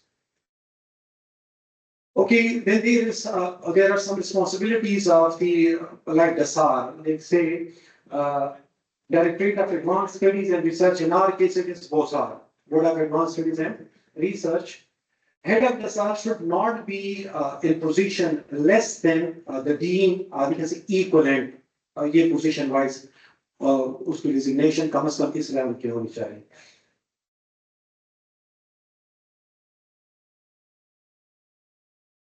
And that BOSAR, we say it must ensure quality of graduate programs and associated research. And it should also look towards the prospectus. Prospectus, जो वहाँ पे guidelines या उसको prepare करना, that is also responsibility of this office. And then looking to other matters like approval, evaluation, submission, and open defense is per the HSC guidelines. That's also in the domain of BOSAR in our case. Okay, there are different other guidelines for academic research integrities. So let's I will refer it that everybody can read it from the policy. For us, a time short, director subject. Yes, I will share. Guidelines on ethics, it's already we are in place. We have the two-stage plagiarism policy. So everybody knows about it, okay. But the major chunks, what we can find from here, like yes, here. Less than 19% is acceptable age for policy overall similarity, and less than 5% from individual sources. If it is exceeding, in both cases, that will be sent back to the department. वो department को पहले ensure करना चाहिए कि किसी को आप भेजें ही नहीं अगर पहले से ये ज्यादा है. पहले से you make sure that overall it is not more than 18%, and overall it is not more than 4% from individual sources. Then it is acceptable. AI अभी तक in play we don't have like a policy from HSC side. लेकिन director साहब कह रहे हैं कि we are discouraging more than 18%. 18% से अगर कम है वो नहीं आएगा. But if it is more than that, then it is अब उसको pick कर रहा है. तो उसको discourage किया जा रहा है, but policy is not in place so far. There must be a grievance system. We have already in the university where in different cases problems are arising from different processes that can be routed through different bodies to the grievances for decision. Again, we have to improve our system.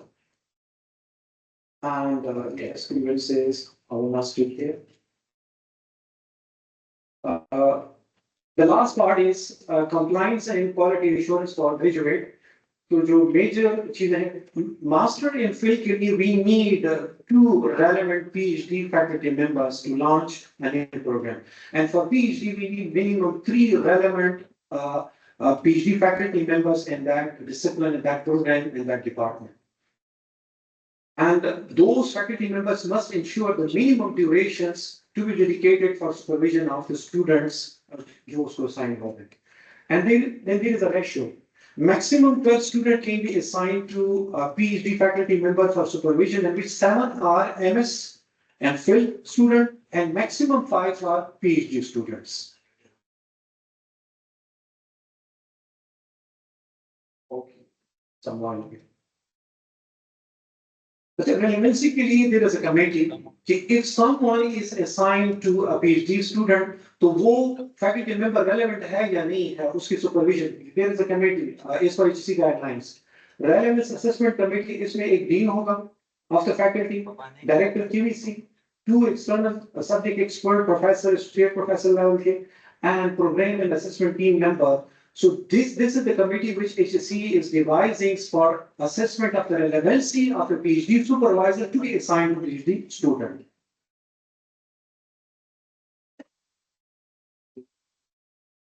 NOC, if you are in the top 500 universities, no need to ask HSC for NOC. But if you are not in that and your program has been started back before like 2013, November 7, 2013, then you have to comply your program according to the HSC policy. NOC लेने की जरूरत नहीं है उससे पहले, लेकिन you have to follow the HSC guidelines for running your program to assure the quality. But if you have started, you're starting the programs after November 7, 2013, then definitely you have to go for the NOC. The permission which is said, and if you are not taking permission or NOC from HSC, your degrees will not be attested by HSC. I guess bus manage. अच्छा, the dossier which is sent to for NOC वो कौन sign करेगा? That is signed by Dean, Registrar, Director, Quality Enhancement Cell, and Head of the relevant university. And no admissions can be advertised without obtaining an HSC NOC. आप process में है लेकिन अभी तक मिला नहीं है, you cannot advertise your program. NOC when you are applying for fall, so that must not be later than March 31st of the same year. But if you are applying for NOC for spring semester, then you have not to be late from the previous year, September 30. कम से कम 5-6 महीने उनको gap देना होगा। और HSC visit कर सकती है आपके प्रोग्राम की। Cancellation is possible if you are not complying with HSC guidelines. Your program can be, or your NOC can be cancelled. And if there are some deficiencies that you have not fulfilled the deficiencies within 6 months, तो आपका program वो stop कर सकते हैं।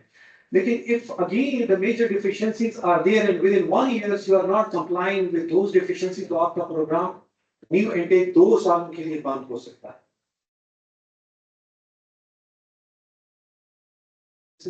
These are like some of the retributive action if you are violating the rules.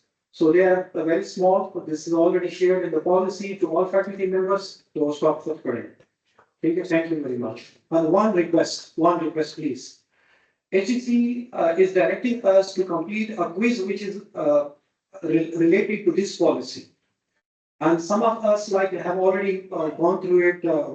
Bosar, the Secretary Bosar, me, Director QEC, we have already completed. But HEC is expecting it from all faculty members.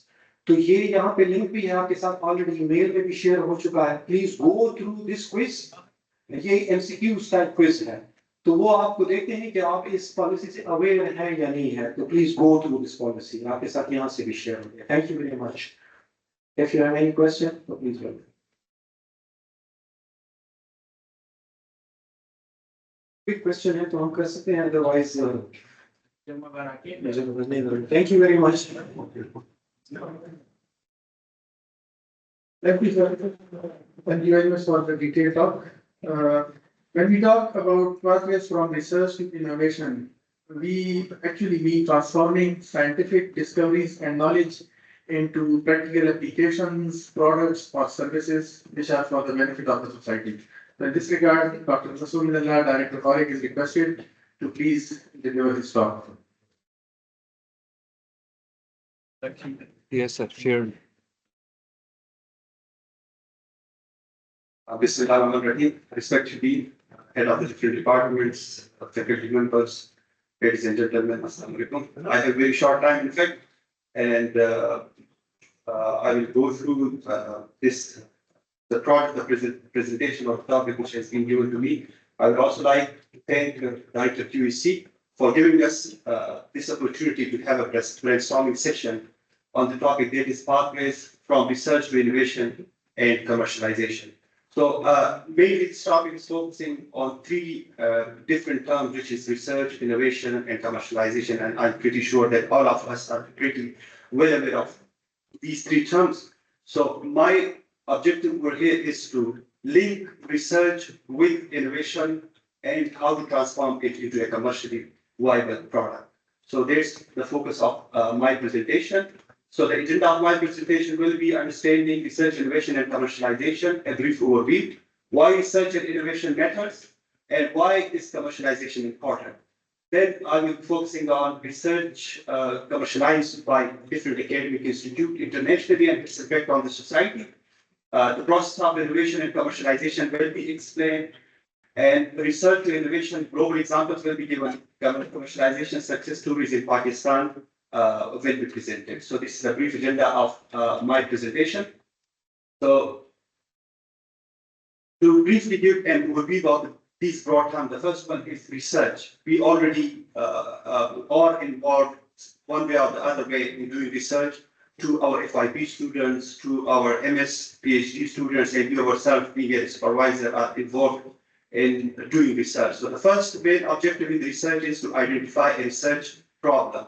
And the objective is to propose a solution which is more effective as compared to the existing state-of-the-art solution which are available in our research and development community.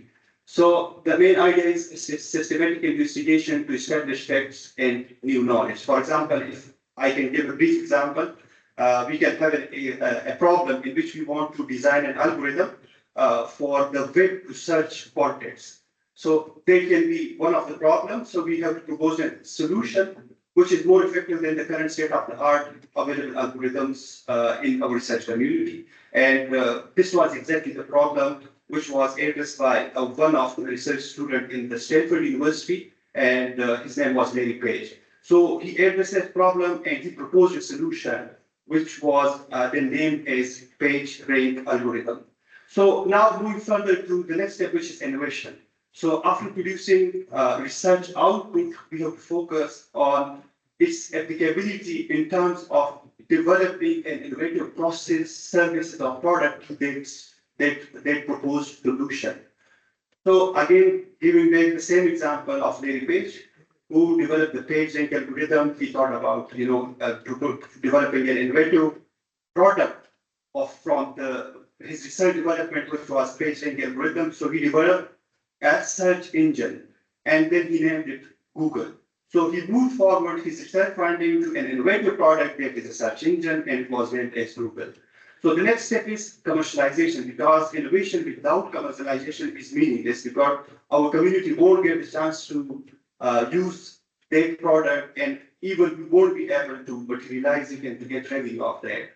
So commercialization is the transforming innovation into a marketable solution, generate economic and society have impact on the society. So again, the same example, the Google, which was commercialization, and it's transformed into a $1 trillion company. So these are the well-known key steps that is followed internationally within the market to develop a commercially viable product, and that we also have to focus on. So the key takeaway points from those examples are that research builds knowledge, and innovation applies it to improve the product and services. That is a simple logic.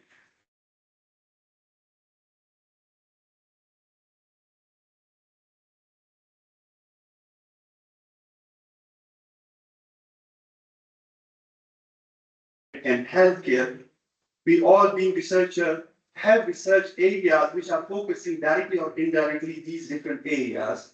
So we need to think about transforming our research finding to an innovative product in these different areas where our country needs. The output of this innovation is also global recognition. So it enhances university visibility, and it also attracts partnerships. So these are the beneficial outcomes of the research and innovation that we should target. So the third one is the commercialization. Why is commercialization important? Because it's transformed innovation into a value. Without commercialization, innovation is meaningless, because we can get the outcome, the fruitful outcome, that is to have impact on the society and to earn revenue through it, cannot be achieved without commercialization. It has impact on economic growth and job creation. It generates revenues and employment opportunity. That are the key problems that our country is facing now, and that is the only solution is through commercialization of innovative solution. It also enhances university industry collaboration, because once we have innovative products, we can collaborate with the industry, we can involve with the industry, and industry university collaboration can be strengthened.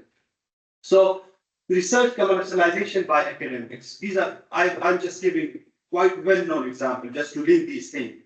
So research students, similar to those students we have, and we being the student as well in the area of research, there was a student named as Elon Musk from Stanford University. He developed some basic softwares. For example, first of his software was a Zip2, which is customer service type of application, just like Google Maps, which he commercialized, he earned revenue from it. Then he developed another software which was named as X.com, which was later renamed to PayPal, which is a money transfer services. From that he earned enough revenue that he started another startup initiative, which was in Tesla for electric vehicles. And then again, nowadays he's quite active in SpaceX, his fourth startup. Again, another student, Mark Zuckerberg, he was a student in the Harvard University. He was working on a research project, which was social networking research, which led to a social networking platform that is Facebook, and it's valued now $900 billion. Again, Shuji Nakamura, which is an Nagua University research student in Japan, he discovered blue LED, and we already know at that time there was red and green LEDs were eliminable, but the scientists were facing problems in blue LED, and without the blue LED, it was impossible to generate white light. So this innovation resulted in a revolutionary advancement in the field of LED lights and LED displays, which are used in mobiles, in the LED TVs, and in the screens, and it's a multi-dollar invention. So again, these are examples. I know that it's very success stories, but they are just students within the university, and they achieve by following these pathways. So again, yesterday I was just searching for Pakistan Innovation Index to identify how much we are contributing in terms of innovation, and I was myself astonished to see that we are gradually, instead of improving, we are improving in terms of innovation index. So we are not even instead of retaining our previous state, we are quite improving, and this is actually from the globaleconomy.com. So, however, contrary to this, if we compare it with the research outcome, it's very satisfactory. And in this graph, we actually, in this terms of research productivity, we are 26th globally. So we are performing quite well in terms of research productivity. But nationally, its impact on the innovation is very discouraging. It means our research contribution may be contributing to global innovation, but not to the national innovation. So that is quite worrying, and that's the basic gap that we have to address to those pathways.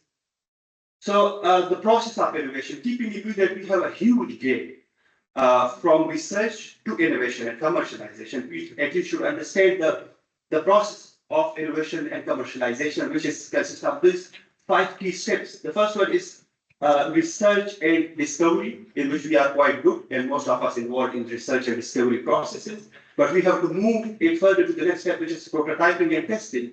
And again, those prototyping and testing should be moved further to the intellectual property protection, then to industry collaboration and funding, and the final or the 5th one is the market launch or growth of the product that we develop.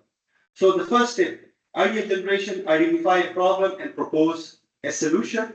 So which we normally do in our research problem. For example, if we consider to identify or to develop an algorithm for effective brain tumor detection, that can be considered as one of the research problem. So we define an algorithm which is working better than the existing state-of-the-art algorithm, and that should be published. So it contributes to publishing the articles and contribute to the research community. And during this process, we also develop a proof of concept in order to compare with the existing models to prove that it's working best. So that's what we are quite good at, and we are working. That is the first step. But we have to move on to the second step, to developing a functional model, creating prototypes for practical application. For example, the example which I have given is, for example, brain tumor detection model. So if I have a MATLAB code or maybe Python or Colab, I have to move it further to develop a practical application so that it can be linked with the existing devices which are available in the market, for example, CT scanners or X-ray machines or CT scans or etc. So that it can be industrially validated by the practitioners, for example, in this case, it is the doctors. And of course, after the feedback, it's an iterative process to overcome the loopholes and to have final viable product. So after this prototyping, normally even we do in our community, we immediately go to the third step, which is celebrations. I mean, to publicize it that we have some successful product, and that's very good to do. But at the same time, once you make it public, then you have to be very aware to protect this intellectual property that you have created. What is intellectual property? The creation of mind. It can be invention, it can be design, it can be brand names, it can be artistic work. So whatever intellectual property you have, first you have to secure it once it's disclosed. So why you need to protect? Because it provides you exclusive rights in future that you are the creator, you have only the authority to use it and to earn revenue from it. So we have different, for example, if you have innovation, you can secure it through patents.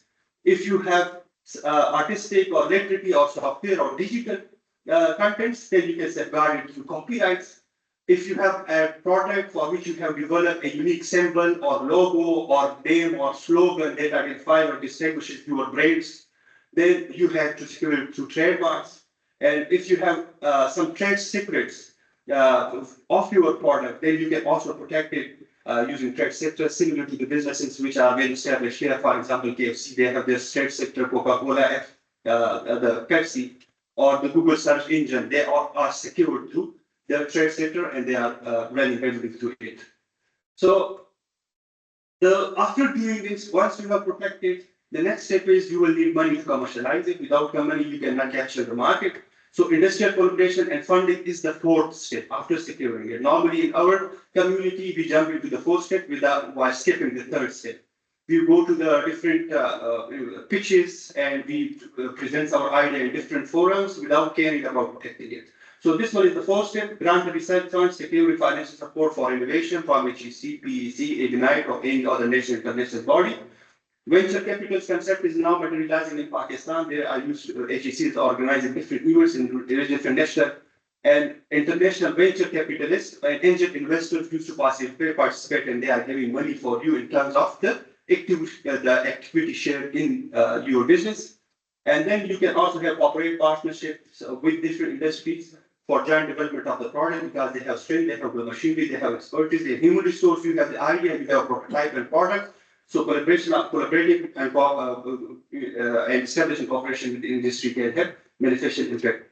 So the fifth one is, once you can secure funding, then you can either make a startup or spin-off to establish a company based on your research and innovation, or you can have a licensing agreement of technology transfer with the different industrial partners who will be selling your product, and in turn you will get the equity share. The licenses can be exclusive or non-exclusive, depending on it totally depend on the inventors and their negotiation with the potential commercializing agent. And you can, of course, focus on expansion, keeping yourself updated with the market trends, keep it innovative in the market as well. So research and innovation, global examples, I will just quickly give an example, which I already mentioned, the Google, which is a Stanford University research with 1.7 trillion company. So this was just a simple algorithm developed as a result of the research projects, which was then the PageRank algorithm. It was in 1990s, and the breakthrough was they developed a PageRank algorithm. They ranked web pages based on the number and quality of the links that quality links that are pointed to the web links. So what is the impact? Revolutionized internet search. They introduced the concept of Google Ads, cloud computing, Amazon, AI, and mobile technology, including Androids, and billions in Google Ads, YouTube, Android, and AI innovation. So the conclusion, that is the key point, is Google started it as an academic research project, but became one of the most valuable tech companies. Lesson is research with the combination of innovation and commercialization can lead to $1 billion impact on the economy and revenue. So again, just a quick example, about the Tesla electrical vehicles. They didn't invent anything. They utilize the concept of electrical vehicles, which is a century-old concept, and battery breakthrough, which happened before the establishment of the Tesla company. That was in 1990s to 2000. And the idea was the batteries were invented that had more life as compared to those batteries at that time. So the innovation that Tesla disrupted approach was to, instead of traditional lead-acid batteries, they use high-capacity lithium-ion cells for EVs, and they further enhanced it through fast charging stations with self-driving technology. And now their company, which is producing this car, has more revenue than even Toyota and already established Honda companies. So Tesla became a $1 trillion giant in 2013. Its revenue is 96 billion, and the Elon Musk is the world's richest person through this innovation. Conclusion: research product you have in the market, if you use them innovatively to develop some other products and commercialize, you can have a $1 trillion impact. So the key lesson is Tesla actually disrupted a 100-year-old industry through research-driven innovation. and that was the key success factor. So, another, just to give an example from our local community in Pakistan, again, Kareem is one of the well-known example.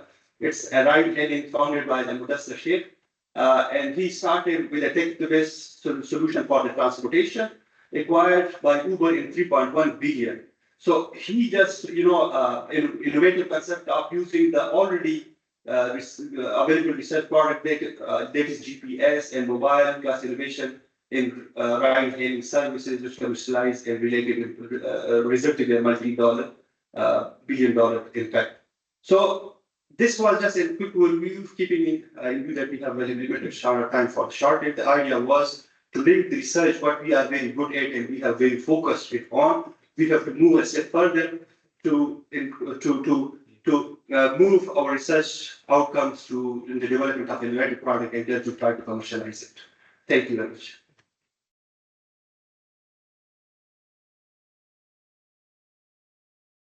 Thank you very much, sir. It was a very insightful presentation. If there are any questions from Dr. Nasrullah or Dr. Muhammad Ajmal Sahab, then please write an email to them and they will inshallah answer your questions. We now have prayers break. We will resume at 2 p.m. with our guest who is already there, Dr. Abdul Basir Qazi Sahab. We will proceed with his talk. And also after the prayers, pack lunches will be also handed over, inshallah. Thank you very much for attending this session, and we will meet in the next session as well, inshallah.